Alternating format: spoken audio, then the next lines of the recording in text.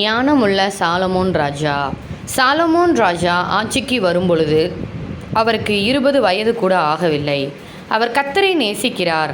தன் அப்பா தாவீது கொடுத்த நல்ல அறிவுரைகளை பின்பற்றி நடக்கிறார். சாலமோன் இப்படி நடப்பதை பார்த்து கர்த்தர் சந்தோஷப்படுகிறார்.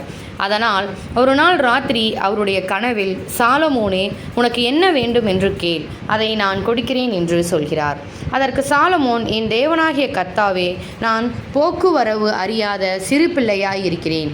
எப்படி ஆட்சி செய்வதென்று எனக்கு தெரியவில்லை. அதனால் உமது ஜனங்களை நியாயம் விசாரிக்கவும் நன்மை தீமை இன்னதென்று வகையறுக்கவும் வேண்டிய ஞானத்தை எனக்கு தாரும் என்று கேட்கிறார். ஞானம் வேண்டுமென்று சாலமோன் கேட்டபோது ஆண்டவர் சந்தோஷப்படுகிறார். எனவே அவர், நெடுநாள் வாழ வேண்டுமென்றோ செல்வம் வேண்டுமென்றோ நீ கேட்கவில்லை, அதற்கு பதிலாக ஞானம் வேண்டுமென்று கேட்டாய். அதனால் இதுவரை யாருமே பெற்றிராத அதிக ஞானத்தை நான் உனக்கு கொடுப்பேன். நீ கேட்காததையும் கூட, ஆம், செல்வங்களையும் மகிமையும் கூட நான் உனக்கு கொடுப்பேன் என்று சொல்கிறார். கொஞ்ச காலத்திற்கு பின் 2 பெண்கள் ஒரு பெரிய பிரச்சனையை தீர்க்க சாலமோனிடம் வருகிறார்கள். அவர்களில் ஒருத்தி சொல்கிறாள், இவளும் நானும் ஒரே வீட்டில் வசிக்கிறோம். எனக்கு ஒரு மகன் பிறந்தான். 3ஆம் நாளில் அவளுக்கு ஒரு மகன் பிறந்தான். ஆனால் ராத்திரி தூங்கிக் கொண்டிருந்த பொழுது அவள் புரண்டு படுத்ததினால் அவளுடைய குழந்தை இறந்துவிட்டது. அதனால் நான் தூங்கிக் கொண்டிருந்த சமயத்தில் செத்த குழந்தையை என் பக்கத்தில் வைத்துவிட்டு என்னுடைய குழந்தையை அவள் எடுத்துக்கொண்டு போய்விட்டாள். நான் தூங்கி எழுந்தபோது என் பக்கத்தில் செத்த குழந்தையை பார்த்ததுமே அது என் குழந்தை அல்ல என்பது எனக்கு தெரிந்தது என்கின்றாள். உடனே இன்னொருத்தி, இல்லை இல்லை, உயிரோடுள்ள குழந்தை என்னுடையது, செத்த குழந்தைதான் அவளுடையது என்று சொல்கிறாள். ஆனால் அந்த முதல் பெண், இல்லவே இல்லை, செத்த குழந்தை உன்னுடையது, உயிரோடுள்ள குழந்தை என்னுடையது என்று சொல்கிறாள்.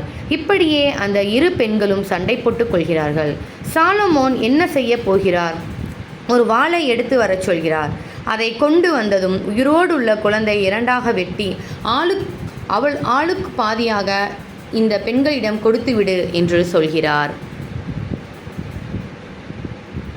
உடனடியாக அந்த உண்மையான தாய், ஐயோ வேண்டாம், தயவு செய்து குழந்தையை கொல்ல வேண்டாம், அவளுக்கே கொடுத்து விடுங்கள் என்று சொல்லி அழுகிறாள்.